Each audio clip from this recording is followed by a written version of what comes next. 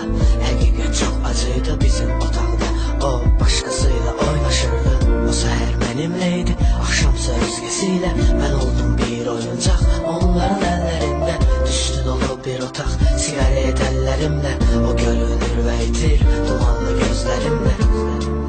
Məni sevə sevə sevə attın, canım deyə deyə deyə sattın. Necə axı sənə mən inandım, həyatımın tam darıldın. Məni sevə sevə sevə attın, canım deyə deyə deyə sattın. Necə axı sənə mən inandım, həyatımın tam darıldın. İstərəm keçmişə qayıdım, yenə o hissləri yaşayım. Yenə gözlərinə baxım, əllərimi sıxım, kaş zamanı qayıdarım.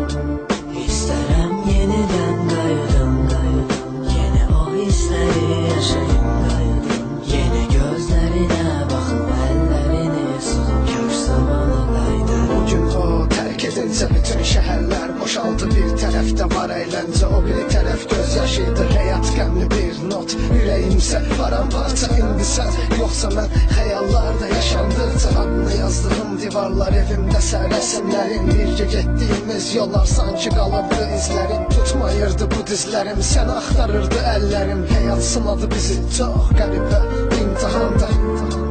Məni sevə sevə sevə attın, canım deyə deyə deyə sattın. Necə axı sənə mən inandım, həyatımın tam darıldın.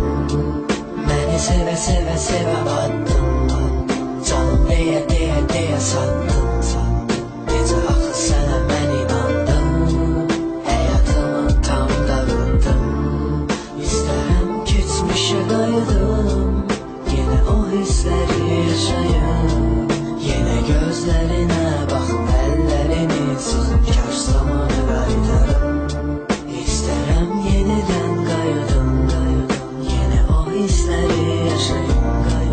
Yenə gözlərinə baxım, əllərini sıxım, kaş zamanı qayıdarım.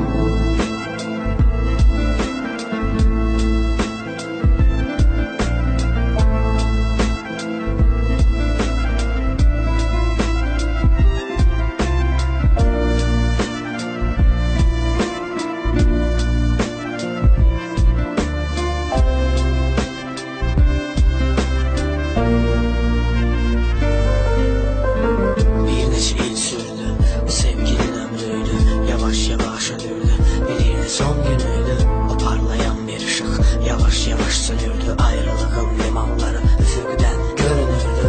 Onunla çox ciddi, mənimləsə oynaşdı. Kabus dolu yuxular həyatıma qarışdı.